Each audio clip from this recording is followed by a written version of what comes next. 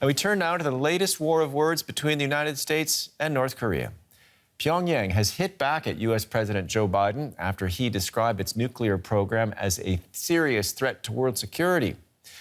North Korea accuses the U.S. of pursuing a policy of hostility and warns there will be consequences.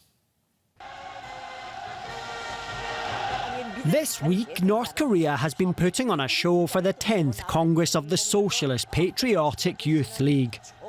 But while the crowds were dutifully fawning over their leader, Kim Jong Un, furious diplomats were preparing a response to the US president.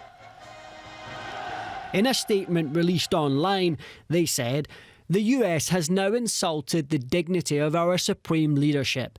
This is an evident sign that it is girding itself up for an all-out showdown with the DPRK." The war of words came in response to Joe Biden's comments to Congress on Thursday.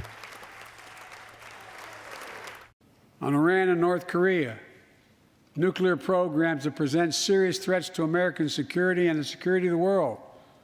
We're going to be working closely with our allies to address the threats posed by both of these countries through diplomacy as well as stern deterrence. Thank you. In 2018, Donald Trump was the first US president to meet with a North Korean leader.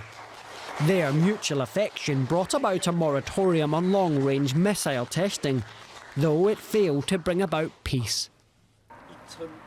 To make matters worse, Pyongyang hit out at their southern neighbours after defectors this week used balloons to scatter thousands of leaflets and dollars across the north. We've warned South Korea of the consequences their silent approval of the defectors will have on North-South relations. The group is being investigated by police in the south. Under a controversial new law, such leaflet drops are illegal, an effort by Seoul to appease its erratic neighbour. And it's always hard to understand what's going on in North Korea, but fortunately we're joined by Aidan Foster-Carter, an expert on Korea at Leeds University in the UK. Could you tell us, is this latest rebuke from North Korea just more posturing, or should we be taking this more seriously? I think it's mainly posturing. I mean, here we go, another weekend, and they fire a triple volley from their multiple squib launcher system, as you might call it.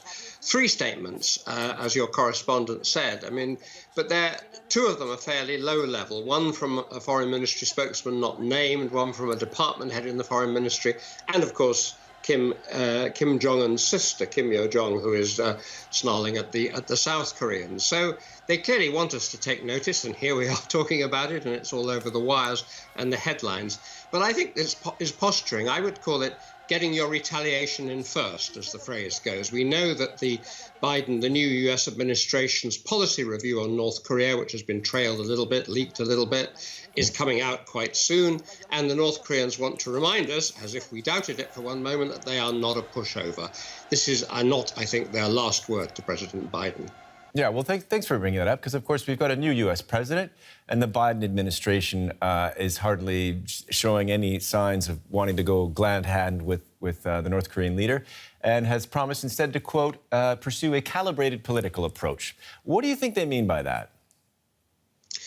This is actually interesting. So in a way, my first reaction was disappointment, though I'm used to being disappointed with North Korea, because although we do have to wait for the full document, and they've taken their time over it, really, so they clearly...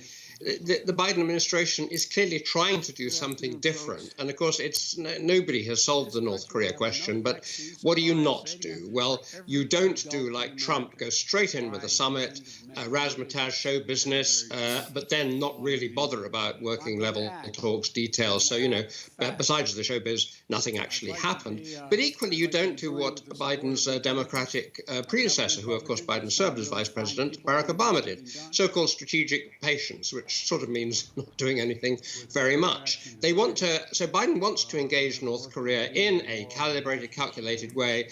Arms control, really. This used to be a thing we talked about in the Cold War, for those of us who are old and remember it. But the North Koreans are saying, we're not playing.